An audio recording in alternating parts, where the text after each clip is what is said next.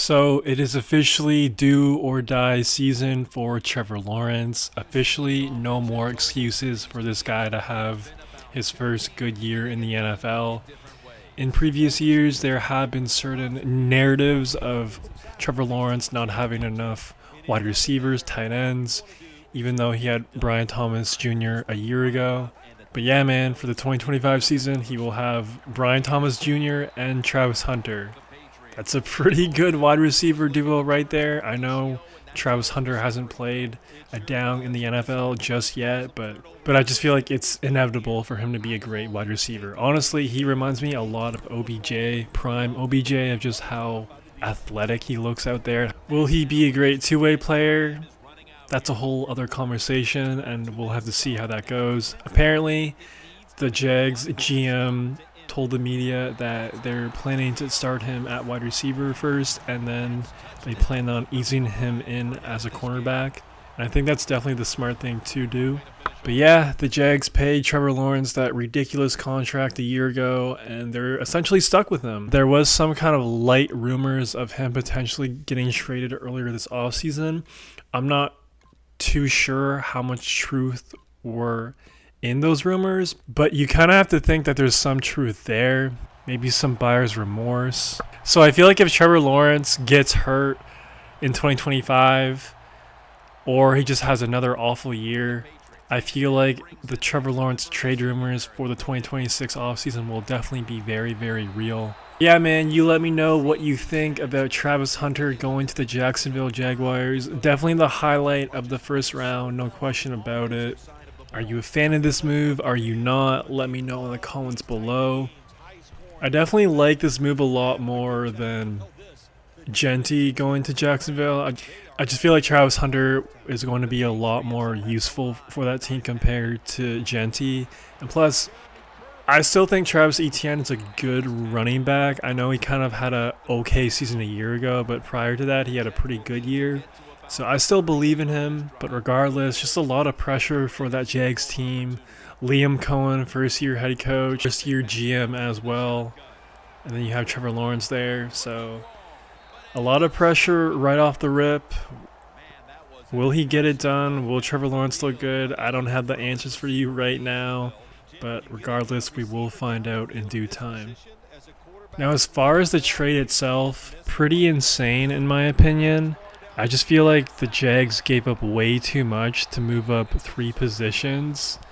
And I understand it if they gave up that amount of compensation if they wanted to draft like a franchise quarterback. But I'm sure Travis Hunter will be a phenomenal NFL player, but it's a quarterback-driven league, and we're not even sure if the Jags have a quarterback right now.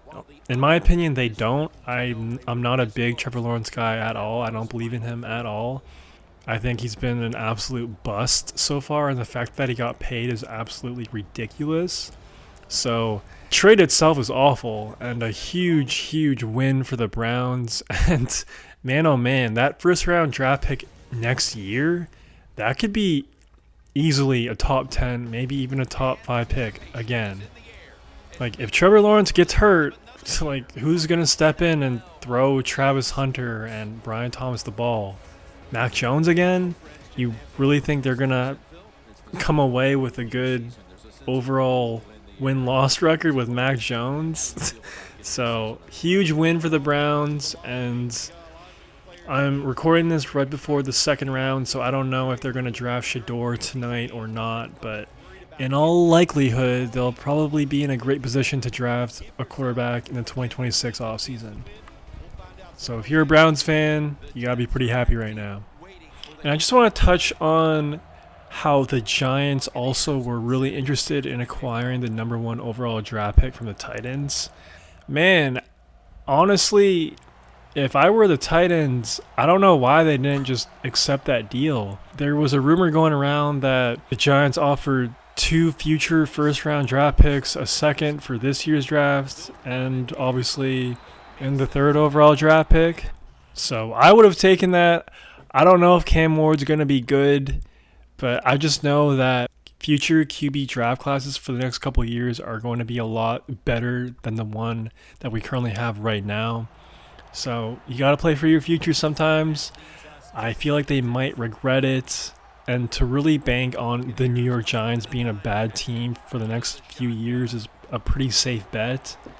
I mean, you just have to take advantage of these incompetent franchises, man. I mean, the Giants have been, I feel like they've been picking in the top 10 for the last like 10 years now, man. So I just think that's a giant miss by the Titans GM and just franchise in general. You know, a lot of experts and whatever scouts say that if Cam Ward came out of the draft class a year ago, he would have went in the middle of the first round. I agree with that, just based on everything I've seen from him. That's not necessarily a bad thing, but it's just like the Giants were offering a lot. You let me know if you think the Titans made a mistake or not. And yeah, man, besides Travis Hunter, Jackson Dart going to the Giants, and Shador Sanders falling out of the first round, nothing else too crazy except for that Falcons trade with the Rams. I don't know what they're doing. That was pretty nuts. But overall, just a pretty ABC draft in my opinion. I feel like we've had way more entertaining ones in the past. And you let me know if you're happy with your team's selection or not. I'm curious. And yeah, man, we'll see how the rest of the draft goes. And if you made this far, please subscribe and like the vid. It'd help out your boy a ton. That's all I got for right now. Peace.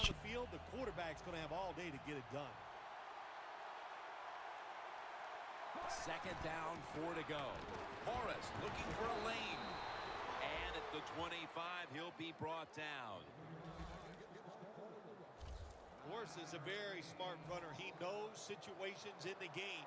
He saw the first down yard markers, and what does he do? He gets past them and picks up the first down. He's going to get another carry. Mason's taking down at the 18.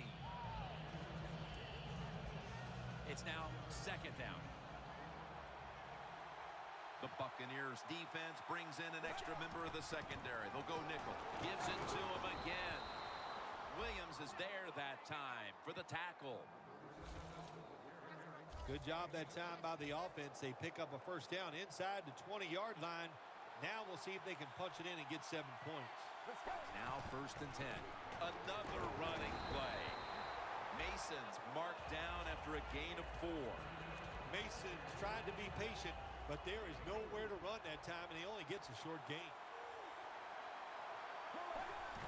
They hand it off to him again. And Morris is stopped there. That's going to be a pickup of 3.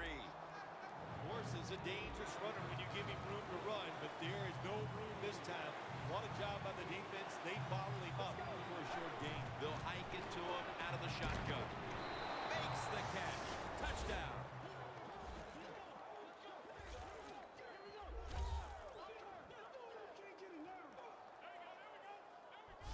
What a way to start the season for your offense.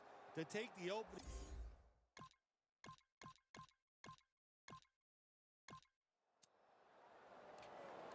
The Jets take the field again on offense. They'll be looking for a repeat of their last drive. They came away with a touchdown and really had the defense on its heels. Well, it's going to be hard to repeat what they just did because it looked so easy and it was well done by their offense. And I think when you talk about situations like this, it really comes down to one thing. Can the offensive line continue to dominate? First down at the 24. Trying to fight through right up the middle of the field.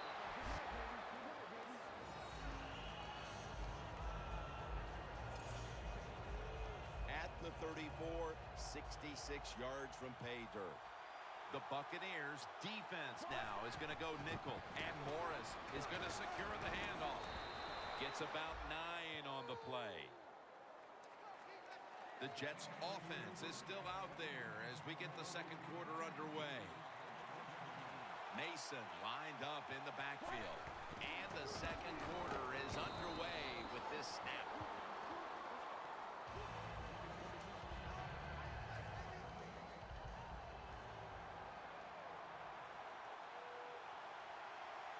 Second and 10. Smith's got the catch and the first. That's his first reception today. What a nice corner route run by the receiver. He fakes the defensive back out, And look at the quarterback. He knows that little move.